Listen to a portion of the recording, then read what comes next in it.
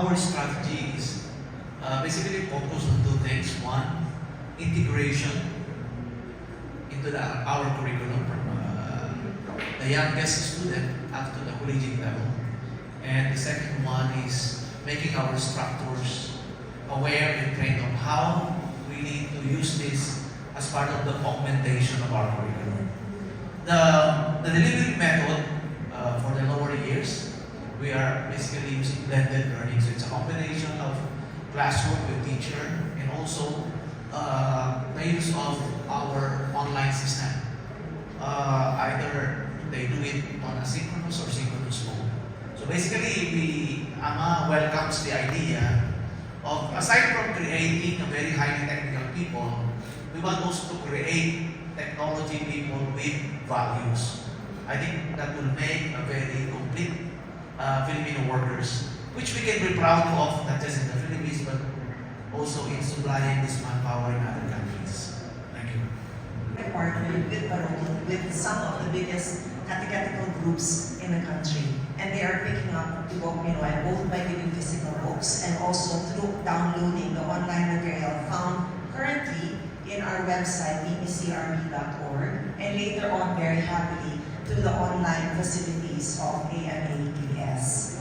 Now, aside from that, we have met with DepEd, we have met with Secretary Ondata, and we will be signing a MOA very, very soon. It is very clear that the curriculum change is something that is going to be very involved and will take a long time.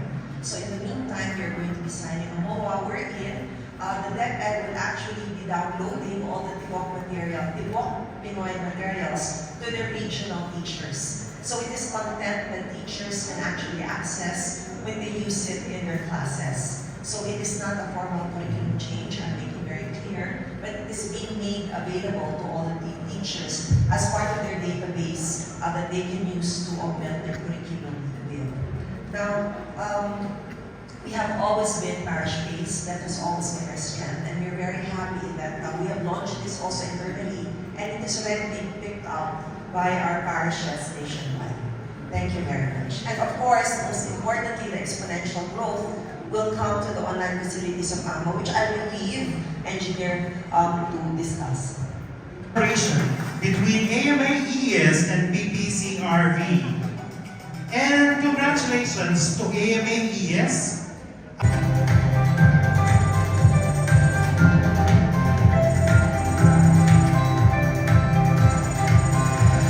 Long-standing friendship and partnership with BPCRV for the 6th consecutive election year. This collaboration traces back to 2010, the year when automated elections were first implemented in our nation.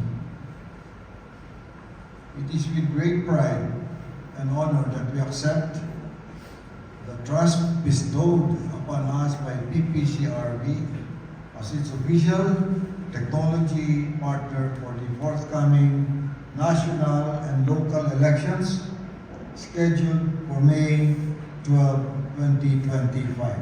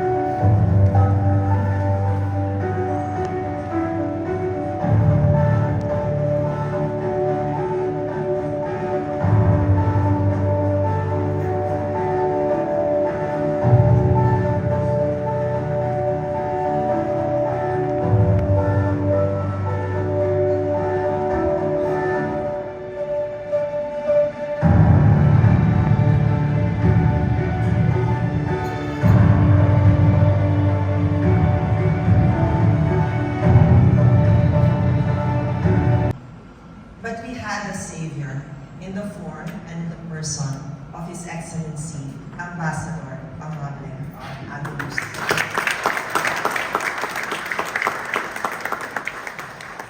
He not only provided us with a number of computers computers that were pulled out, he gave us so much more. So, Ambassador Avilus, and to all our friends here in the AMA educational system, our friendship was born out of fire from our side, but it has endured through that, and we are very sincerely, very, very grateful. We cannot say how grateful we are. Now that friendship has endured and it has grown from strength to strength to strength, and today is no exception. We have been our partners in auditing the elections, and it's impossible to audit the veracity, the integrity of the transmitted vote without your help. We have been doing that and will continue to do that in May 2025. But what is different this year, and in the MOA that we're signing, is we're actually embarking on something that will not be driven just by the occasion of any election in the country, but is something that is going to be ongoing. We are partnering with Tibok Pinoy, which is PPCRV's Values Development Program.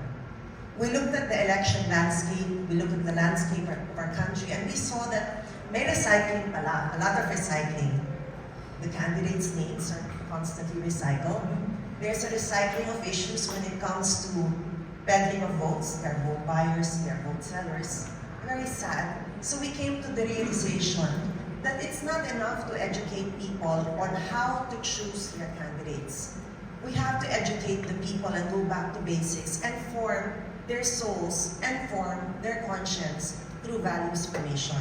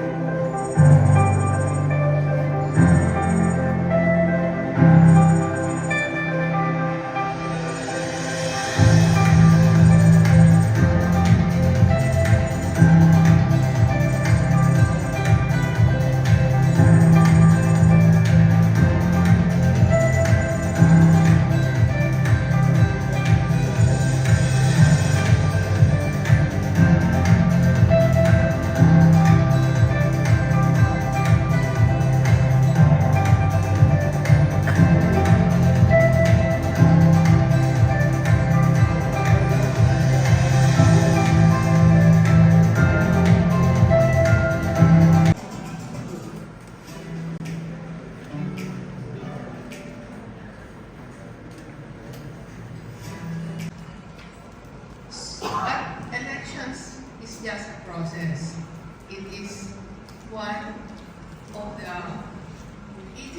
part of the whole system, and more important than just the act of voting is, of course, educating our voters to be responsible, to be discerning, and to be informed so that they elect the right leaders for our country. And for this, I really commend AMA, who not only believes that education is not just equipping its students with the tools to take advantage of the opportunities of life, but rather to develop their students to be real, good citizens, responsible, with a strong moral compass. So we hope that most schools or all schools will adopt the same philosophy. That it is not only developing the technical skills, but likewise the moral skills and core values of the Filipino.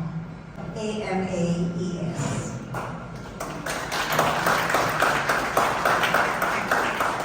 Education that develops and trains the mind, forms and counsels the heart of the Filipino, especially the youth, to become good, productive citizens, wise and compassionate human beings. And because of the closeness of working together, planning together, sharing with each other the little successes and the many woes of frustration in our electoral efforts, the PPCRB AMA-ES partnership